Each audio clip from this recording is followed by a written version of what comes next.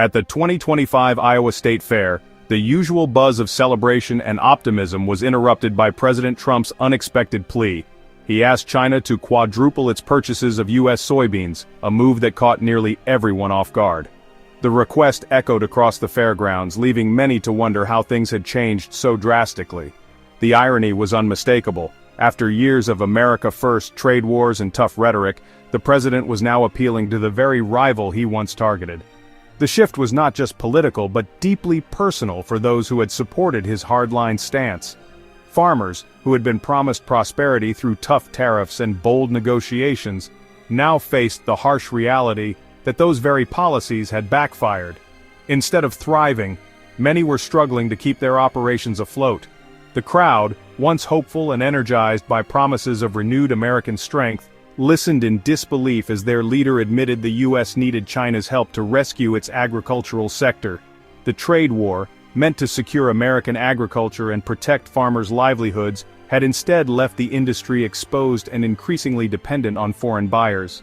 For many, this was a bitter reversal, a public acknowledgement that the strategy had failed, and that the cost had been paid by those least able to afford it.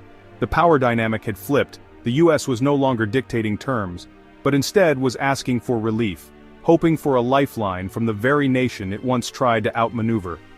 Tariffs meant to show strength had driven China to seek new partners around the globe, leaving American farmers behind as global markets shifted and new alliances formed.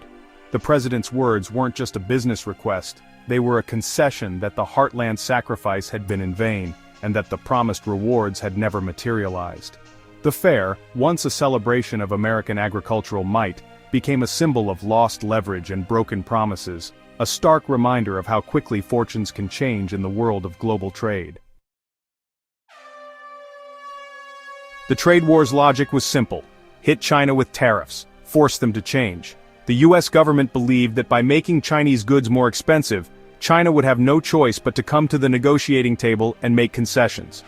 It was a bold move, rooted in the idea that America's market power was unmatched. But China didn't fold, they retaliated, targeting U.S. agriculture, especially soybeans. Instead of backing down, China imposed its own tariffs, hitting American farmers where it hurt most. Suddenly, American soybeans were too expensive for Chinese buyers. Shipments that once sailed regularly across the Pacific now sat idle, and silos filled up with unsold crops. China turned to Brazil and Argentina, who eagerly filled the gap. These countries ramped up production, seizing the opportunity to become China's new suppliers. The U.S. lost its biggest customer almost overnight. Export terminals grew quiet, and rural communities felt the economic shock. The administration's assumption that America was irreplaceable proved disastrously wrong. Officials scrambled to respond, but the damage was already spreading.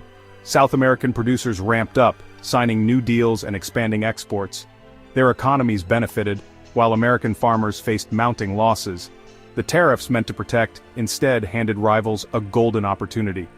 Global trade patterns shifted, and new alliances formed. Trade routes shifted, and American farmers watched their market vanish. Equipment sat unused, and hope faded with each passing season. What was supposed to be a negotiating tactic became a permanent loss. The tables once filled with negotiators now sat empty, as opportunities slipped away. The U.S. agricultural sector was left reeling, its global dominance shattered. Communities dependent on farming faced an uncertain future. The unraveling had begun, and farmers bore the brunt. For many, the consequences of the trade war would last for years to come. Before the trade war, the U.S. supplied over 60% of China's soybeans, a foundation for Midwest prosperity. But as China pivoted to South America, U.S. market share collapsed to under 20% by 2025. The loss wasn't gradual, it was a freefall. Grain elevators and barges sat idle, infrastructure built for exports now underused.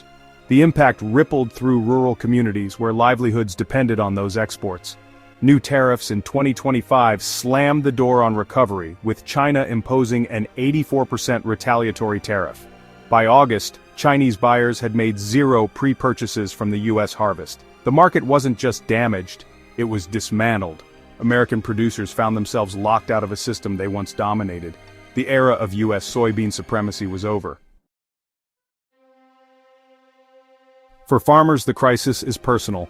Prices have plunged below $10 per bushel. while costs keep rising. A typical 500-acre farm now faces six-figure losses, with no relief in sight. Generational legacies are at risk, as families face bankruptcy and the loss of their land. Government aid can't cover the scale of the disaster. The American Soybean Association warns this is a structural decline, not a temporary setback. Without stable trade, the heartland's future grows bleaker each season. China didn't just buy more from South America, it invested billions in Brazilian infrastructure and signed multi-year contracts. These deals lock in supply, making it nearly impossible for the US to regain lost ground. Even if tariffs ended, America would be fighting for leftovers. Brazil's vast potential means it can meet China's needs for years, sidelining US farmers. The trade war incentivized competitors to expand, permanently shifting global trade. China's new supply chain is resilient and excludes the US as a primary partner. For American farmers, the damage is structural. They're now backup suppliers. The old order is gone, replaced by a new reality centered on South America. The numbers are stark. US market share in China fell from over 60% to under 20%. Soybean prices dropped 40%, flipping farm economics upside down. Typical farms now lose $150,000 a year, with debt soaring and banks wary of lending. The initial trade war cost US agriculture $26 billion, and renewed hostilities have only deepened the crisis. New tariffs have made normal trade nearly impossible. The broader economy is at risk. Agriculture supports 34 million jobs and $1.5 trillion in GDP. The domino effect threatens equipment makers, suppliers, and rural communities. These statistics aren't just warnings, they're evidence of a deepening national crisis. The Iowa State Fair plea marked a turning point, one that echoed across the heartland and signaled a profound shift in American agriculture. America is no longer the world's indispensable farmer. Once the breadbasket of the globe, the U.S. now faces a sobering new reality as its dominance fades. Long-term China-South America contracts have rewritten the rules, shifting the balance of global trade and leaving American farmers on the sidelines.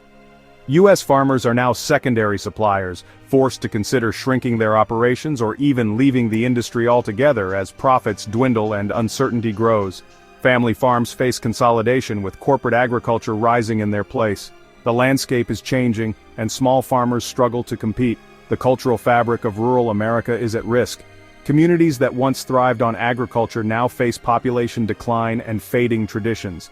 The U.S. has lost its reputation as a reliable supplier, and rebuilding trust with global partners will be difficult and time-consuming.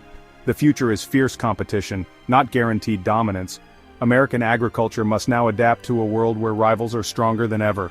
To recover, America must prove it can be stable and trustworthy again, investing in innovation and rebuilding relationships abroad.